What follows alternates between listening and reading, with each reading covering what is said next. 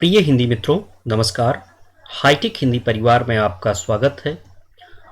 एक वीडियो इससे पहले हम ला चुके हैं नवोदय साक्षात्कार पर केंद्रित।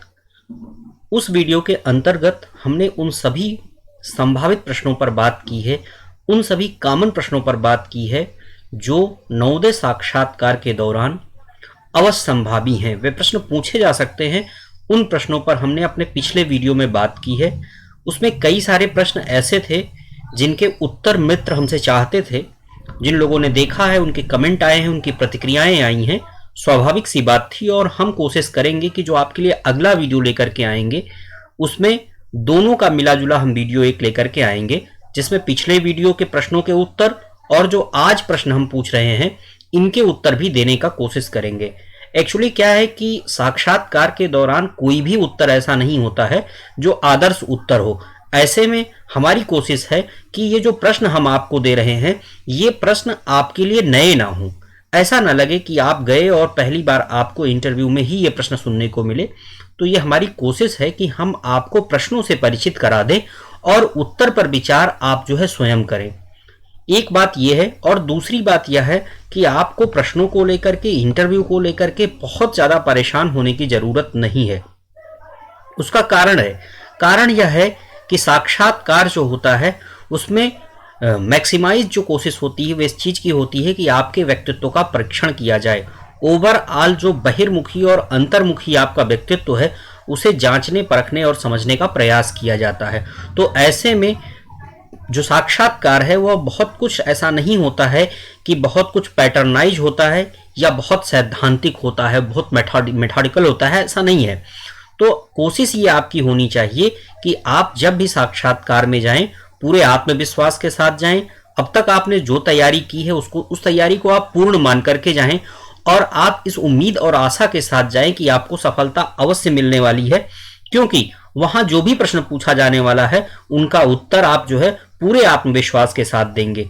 हिंदी विषय के मित्रों के लिए कुछ प्रश्न जो परीक्षा में पूछे जा सकते हैं, जो नवोदय के साक्षात्कार में पूछे जा सकते हैं, उनको हमने खोजने का, उनको आपके समक्ष लाने का प्रयास किया है। तो आइए हम उन प्रश्नों को देखते हैं। आपसे प्रश्न पूछा जा सकता है साक्षात्कार के दौरान, क्या आपके पास कक्षा शिक्षण का कोई अनुभव है?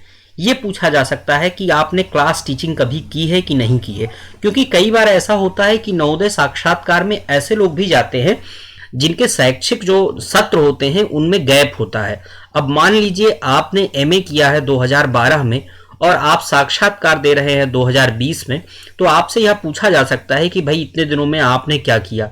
अगर इस प्रकार का प्रश्न पूछा जाता है कि क्या आपके पास कक्षा शिक्षण का कोई अनुभव है, यदि है तो आप जरूर बताएं।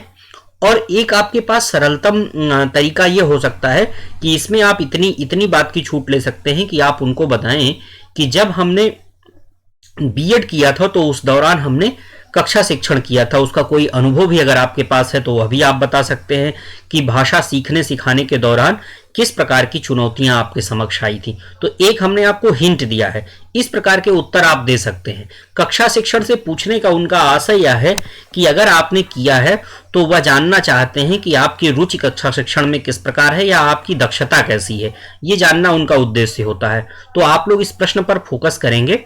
और एक बात हम ये कहेंगे आपसे कि ये जो प्रश्न हम आज आपको बता रहे हैं, अगर इनके आदर्श उत्तर या इनका कोई उत्तर आपके मन में नहीं सूझता है, आपके दिमाग में नहीं आता है, तो आप कमेंट करिएगा कि हमें ये फला प्रश्न नहीं आ रहा है।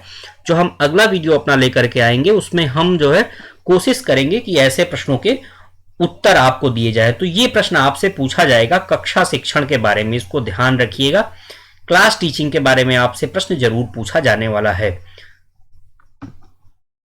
अगला प्रश्न क्या हो सकता है, क्या आपने नवोदय विद्यालय में पढ़ाई जा रही हिंदी की पुस्तकों को देखा है? यह प्रश्न आपसे जरूर पूछा जाएगा। हो सकता है इस रूप में ना पूछा जाए, किसी और रूप में पूछा जाए, लेकिन हम जो आपको बताना चाह रहे हैं वह यह है कि आपको नवोदय विद्यालय में चलने वाली सीबीएसई बोर्ड की हिंदी की पुस्तकों को देख करके जाना चाहिए। आप उनकी अनुक्रमणिका देख लें, उनमें कौन कौन से लेखक लगे हुए हैं इनको देख लें, उनमें कौन कौन से पाठ लगे हुए हैं इनको देख लें, और उन पाठों के शीर्षक क्या हैं। इतनी बातें तो कम से कम आपको देखना ही चाहिए। अगर आप पूरी पुस्तक नहीं पढ़ सकते हैं तो भी आप इन बातों का ध्यान रखेंगे। क्या? सीबीएसई की वह पुस्तक जो नवोदय विद्यालय में कक्षा 9 और 10 में लगी हुई है। 11-12 की आपको देखने की जरूरत नहीं है, क्योंकि आप टीजीटी का इंटरव्यू देने जा रहे हैं।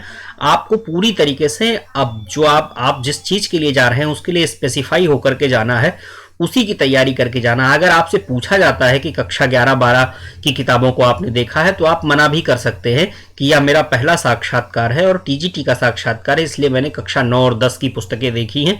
आप बता सकते हैं कि हमने अपने बोर्ड की, जिस बोर्ड में पढ़ाई किया है, UP board, Rajasthan board, MP board, उसकी किताबें हमने सारी देखी हैं। तो ये एक तरीका हो सकता है, लेकिन आपको कोशिश ये करनी है कि सीबीएसई की जो भी किताबें परीक्षा में लगी हुई हैं, जो भी पाठ्यक्रम में लगी हुई हैं, उनको आप देख करके जाएंगे। अगर आप देख करके जाएंगे तो समस्या नहीं होने वाली है। देखने वाली चीजें क्या होंगी? कौन कौन से कवि लेखक लगे हुए हैं ये देखना है, पाठ्यक्रम देखना है, कैटलॉग देखना है, और उसमें ये देखना है कि कौन कौन से जो है शीर्षक हैं, किस किस शीर्षक से जो है कौन कौन से पाठ लगे हुए हैं, कौन कौन सी विधाएं। अगर हिंदी में आप हैं तो आपसे इस प्रकार के भी प्रश्न पूछे जा सकते हैं कि संस्मरण विधा का पाठ जो है वह किस कक्षा की पुस्तक में है। अगर है तो आपने उसको पढ़ा है, अगर पढ़ा है तो आप उसको बताइए। इस तरीके के प्रश्न हो सकते हैं। ये जो एक एक प्रश्न आपको हमने आज हिंट के रूप में दिया है, इन प्रश्नों से 10-20 प्रश्न बन सकते हैं। तो इसलिए ये प्रश्न ऐसे हैं, आप शांत भाव से बैठिएगा और इन पर चिंतन मनन कीजिएगा। इन प्रश्नों के उत्तर क्या हो सकते हैं और कई तरीके से इन पर विचार कीजिएगा। अपने जो साथी मित्र हैं, जो साक्षात्कार देने जाने वाले हैं, उन मित्रों से भी आप इन प्रश्नों पर ही बात कर सकते हैं।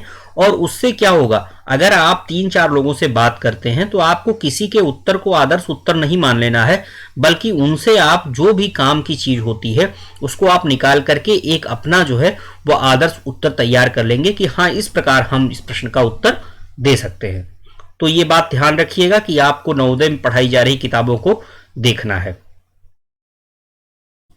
आगे क्या है, एक प्रश्न आपसे यह भी पूछा जा सकता है, अगर आप हिंदी का इंटरव्यू देने जा रहे हैं, कि कविता और गद्य के शिक्षण में किन बातों का ध्यान रखेंगे।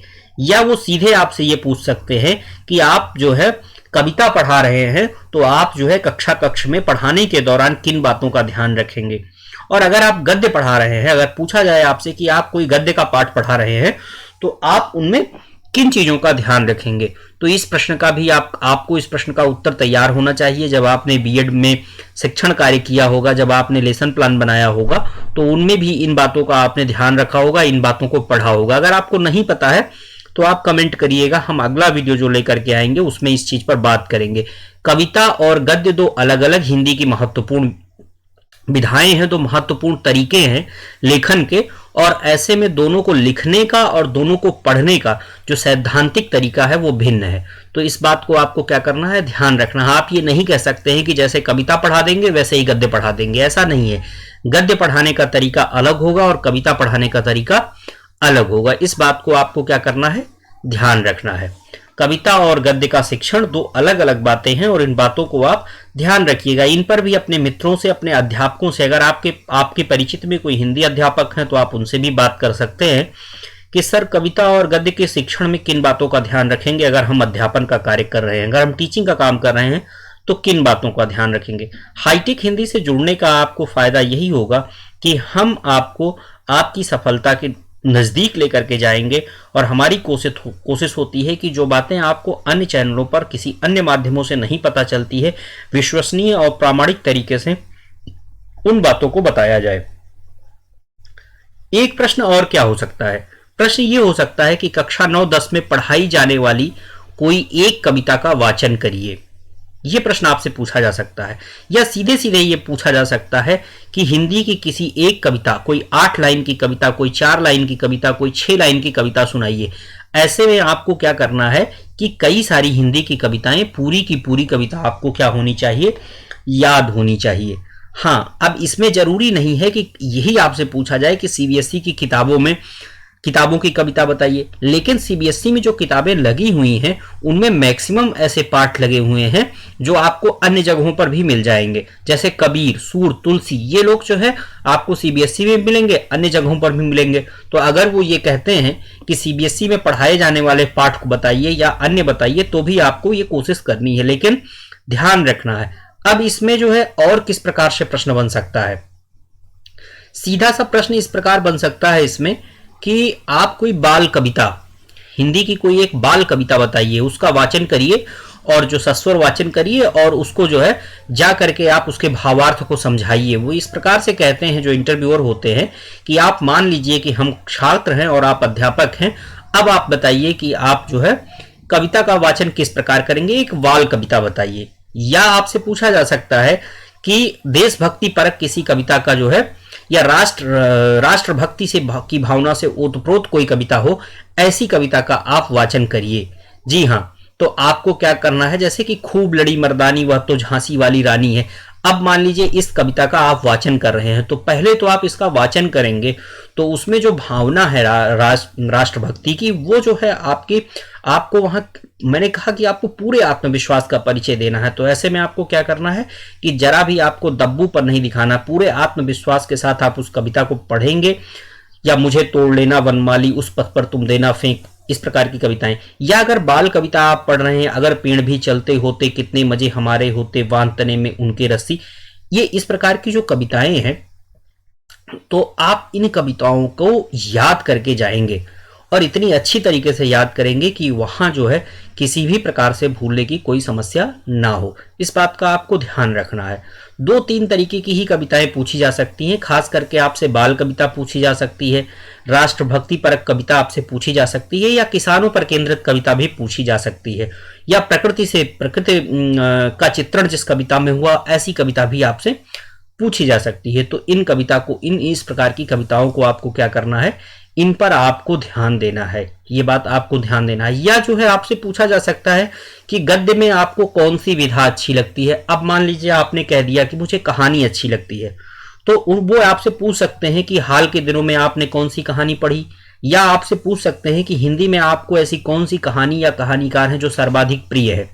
अब मान लीजिए आपने नाम ले लिया मुंशी प्रेमचंद का, तो फिर वो अगला प्रश्न आपसे पूछेंगे कि मुंशी प्रेमचंद की कोई एक कहानी बताइए और उसका सार बताइए, आप जो उसमें क्या संदेश है आप वो बताइए। क्योंकि कक्षा 9 और 10 के बच्चों में जो कहानियां लगी हुई हैं उनमें जरूर कोई ना कोई संदेश होता है, हालांकि जरूरी नहीं है कि हर कहानी में संदेश हो।